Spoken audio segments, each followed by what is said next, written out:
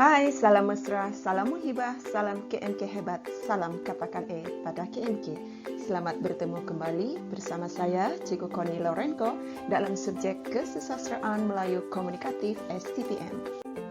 Pada hari ini kita akan meneruskan sesi pembelajaran kita untuk subjek Kesusastraan Melayu Komunikatif untuk semester 2 Sastra dan Pembangunan.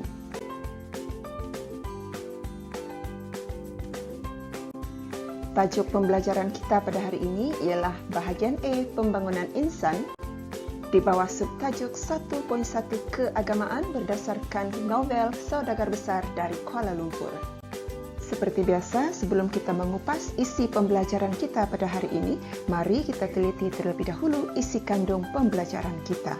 Kita akan melihat dan mengupas tentang konsep keagamaan, konsep nilai Islam, konsep kehidupan beragama, analisis nilai Islam, analisis kehidupan beragama, contoh soalan dan juga teknik menjawab.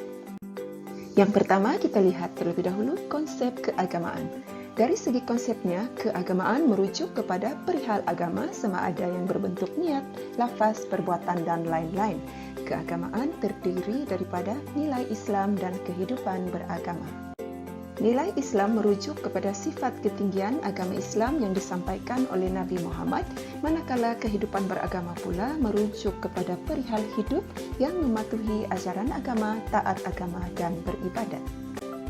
Antara nilai Islam yang terdapat di dalam teks novel Saudagar Besar dari Kuala Lumpur ialah pemurah, amanah, reda ataupun pasrah, memaafkan, bersyukur, dan sabar. Manakala antara kehidupan beragama yang terdapat dalam novel Saudagar Besar dari Kuala Lumpur ialah berdoa, mengajar mengaji Al-Quran, menziarahi orang sakit, mewakafkan harta, bersedekah, dan pembahagian harta mengikut hukum faraid.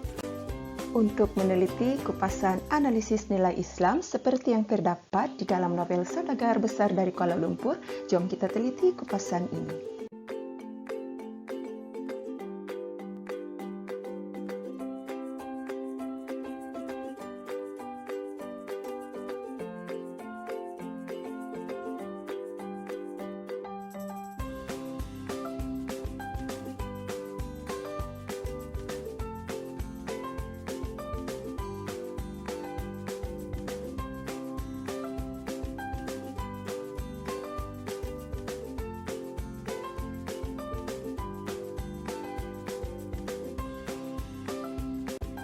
Berikutnya, kita lihat pula analisis kehidupan beragama seperti yang terdapat di dalam novel Saudagar Besar dari Kuala Lumpur.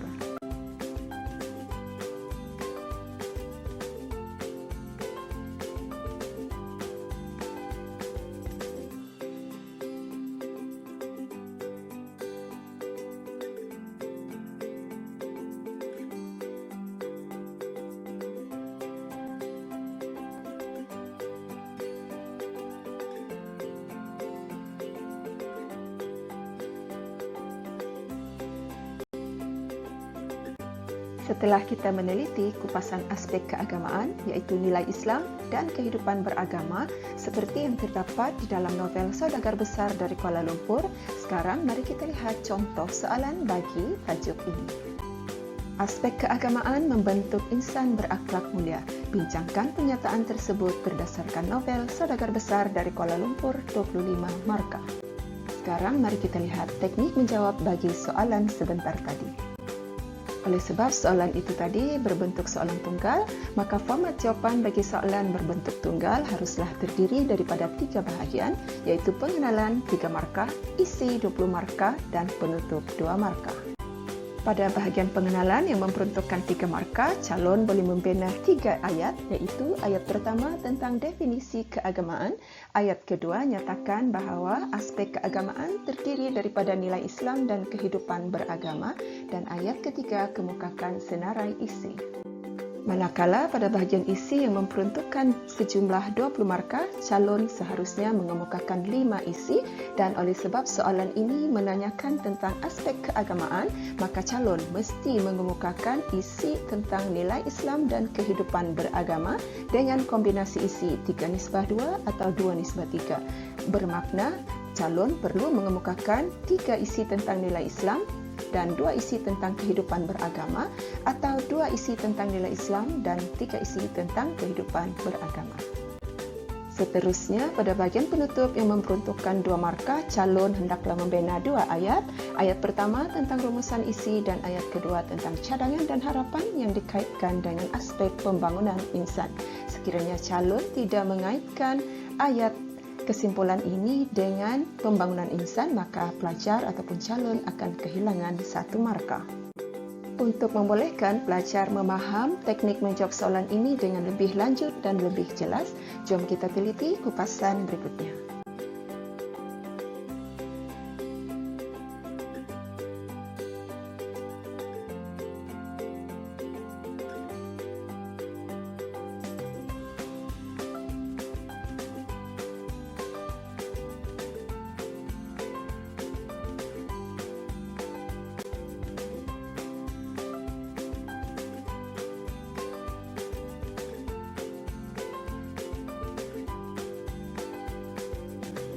Demikianlah tadi sebuah kupasan tentang aspek keagamaan dan teknik menjawab soalan keagamaan berdasarkan novel Saudagar Besar dari Kuala Lumpur. Semoga bahan ini akan memberi manfaat kepada semua pelajar dan semoga pelajar akan dapat menggapai bintang E untuk KMK. Sebelum berpisah, ayo kita katakan azam kita pada KMK. Katakan E pada KMK, katakan E pada KMK, katakan E pada KMK.